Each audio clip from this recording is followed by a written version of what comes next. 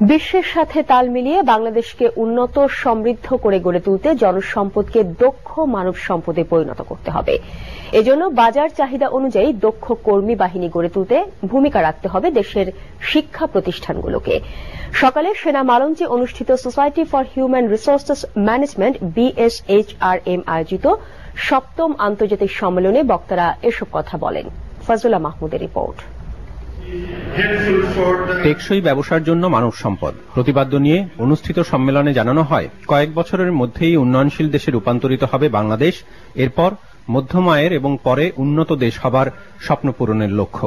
অথচ বর্তমানে বাংলাদেশের বেকার জনগোষ্ঠীর প্রায় অর্ধেক, শতকরা ৪৭% কলেজ বা বিশ্ববিদ্যালয়ের ডিগ্রিধারী, আর বেকার সূচকে বাংলাদেশের অবস্থান 12তম।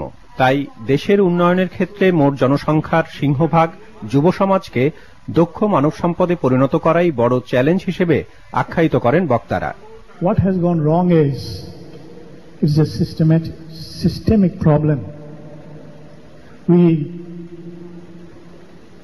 create education institutions, never bother to update our curriculum, never try to find out what type of human resource the world needs, and never try to give what the job market demands.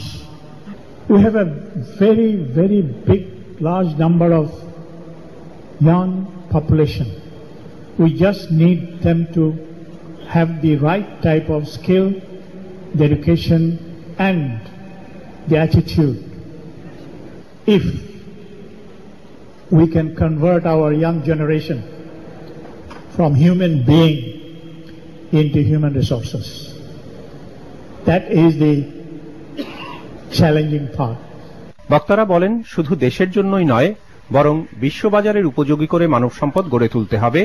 তথ্য ও যোগাযোগ প্রযুক্তি যেখানে প্রতিনিয়ত পরিবর্তিত হচ্ছে, সেখানে প্রতিযোগিতামূলক বিশ্ববাজারের উপযোগী কর্মী বাহিনী গড়ে তোলাও কম চ্যালেঞ্জের নয়। বিশ্বের অনেক দেশে মানব সম্পদ পৃথক মন্ত্রণালয় আছে। আমাদের দেশের সবচাইতে বেশি দরকার, এজন্য পৃথক মানব সম্পদ মন্ত্রণালয় গঠন করার জন্য আমি সরকারের প্রতি দৃষ্টি আকর্ষণ করছি।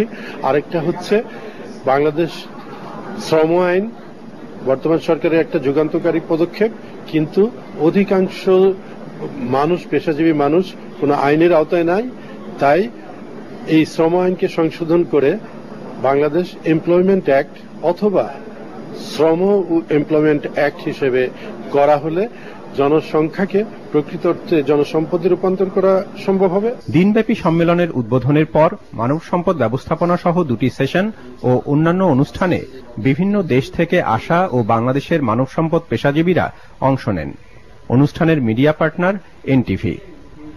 Faizullah Mahmud, NTV news, Dhaka.